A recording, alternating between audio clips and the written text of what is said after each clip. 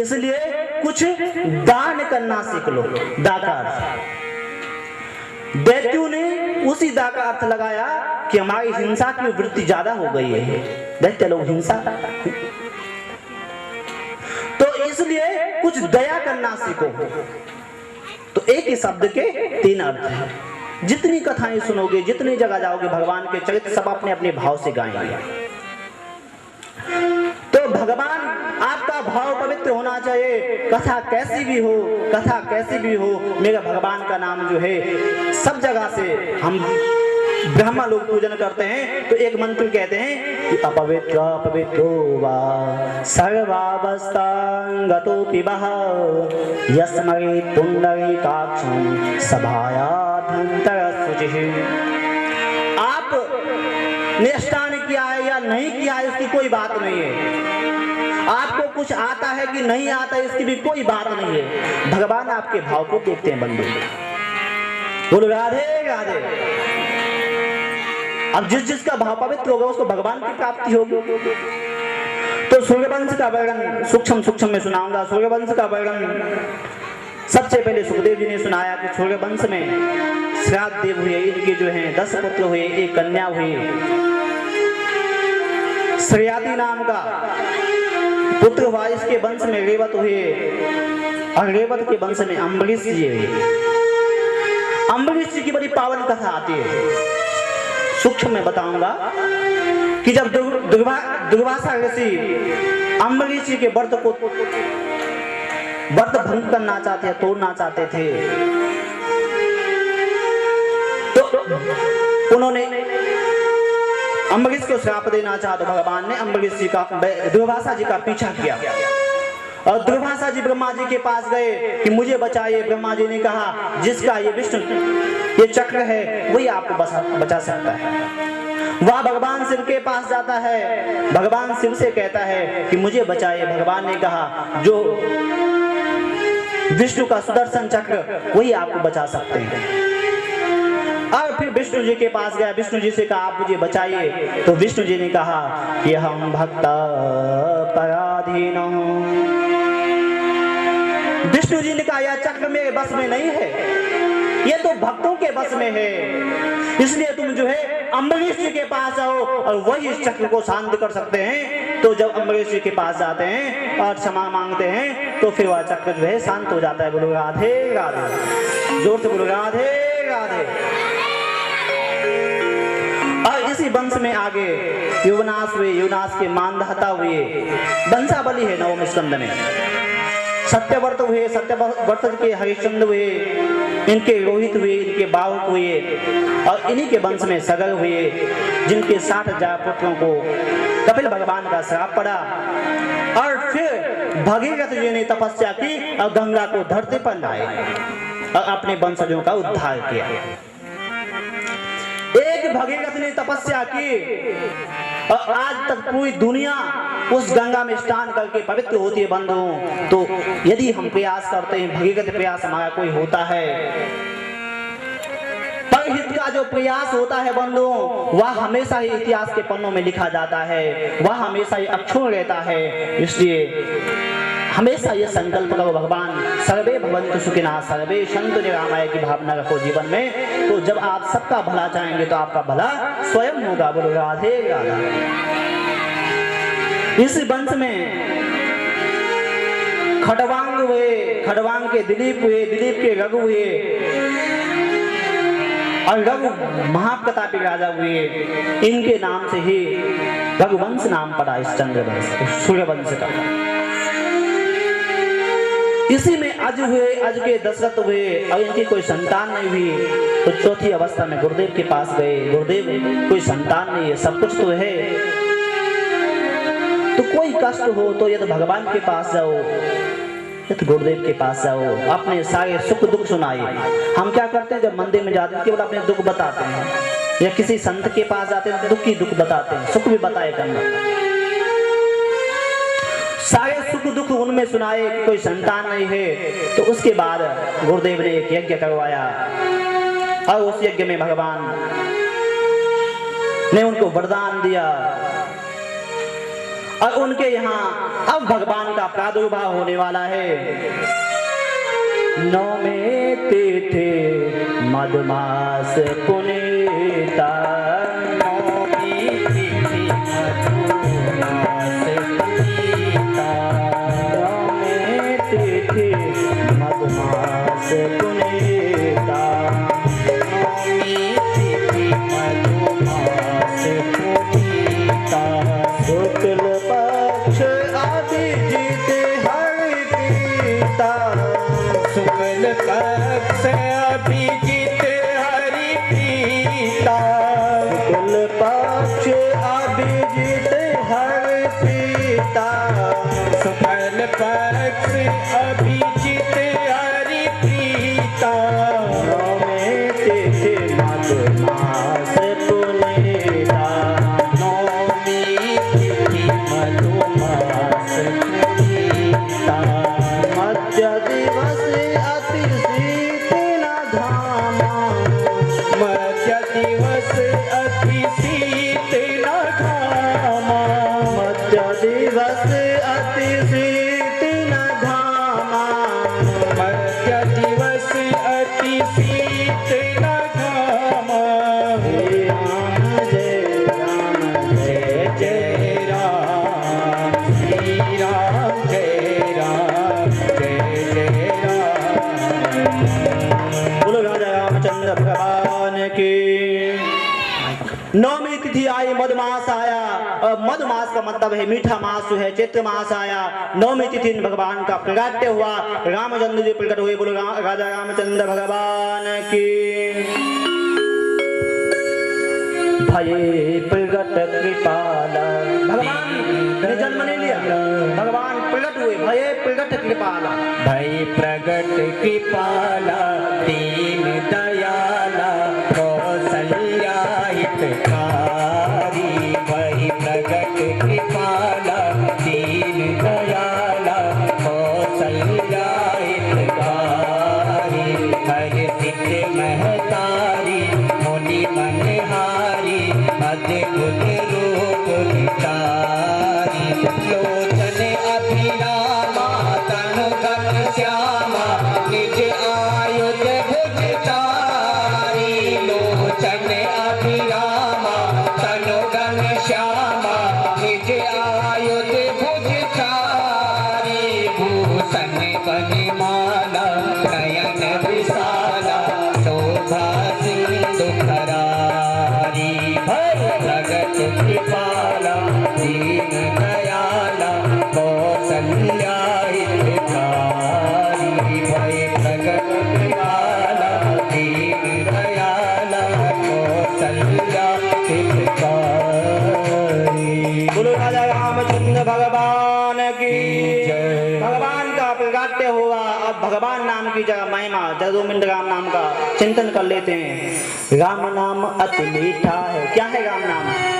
राम नाम अति मीठा है। कोई गा के देख ले, आ जाते हैं राम, कोई बुला के देख ले, ओ राम नाम अति मीठा है, कोई गा के देख ले, आ जाते हैं राम, कोई बुला के देख ले।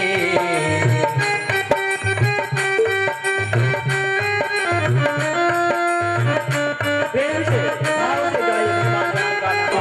आए जिस घर में अंधकार, वहाँ भगवान कहाँ से आए, जिस घर में अभिमान, वहाँ मेहमान कहाँ से आए, जिस घर में अभिमान, वहाँ मेहमान कहाँ से आए, जिस घर में अंधकार, वहाँ भगवान कहाँ से आए।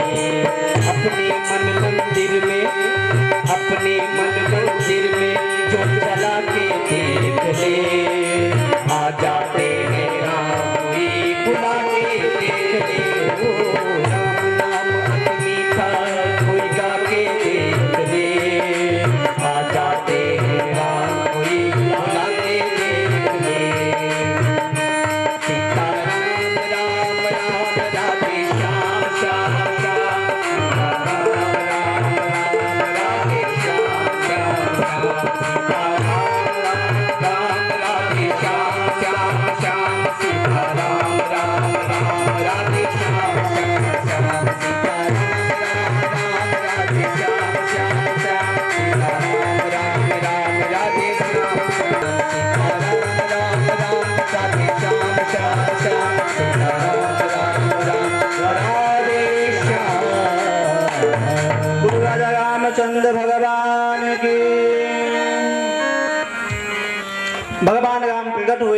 उनके साथ वो चार भाइयों के सहित आए। 3 भाई और भी हैं भगवान राम के। सबसे छोटे भाई का नाम क्या है? शत्रुघ्न।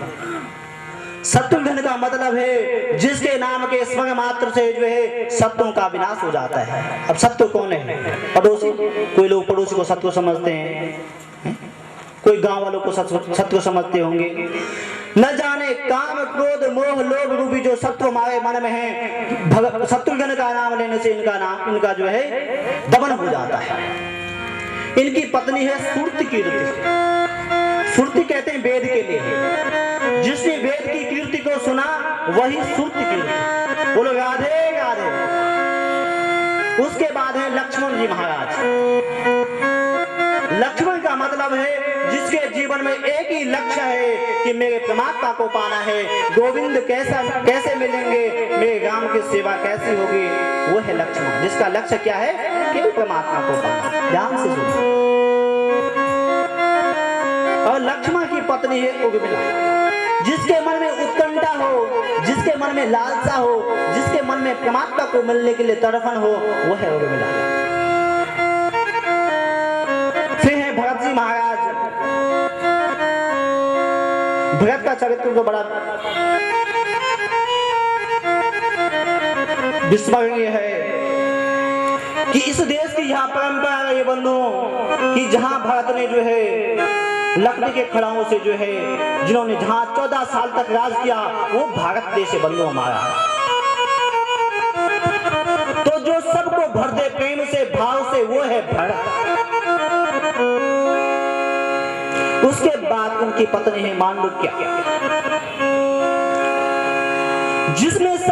जिसको सब में मां के दर्शन होते हों, जिसको सब में मां और बहन के दर्शन होते हो, वो मांडुक्य।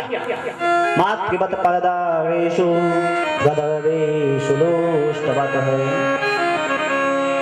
जो प्रत्येक बहन मां को अपनी बहन मां समझता हो और प्रत्येक के धन को लोष्टवत मिट्टी के समान समझता हो, वो है मांडुक्य।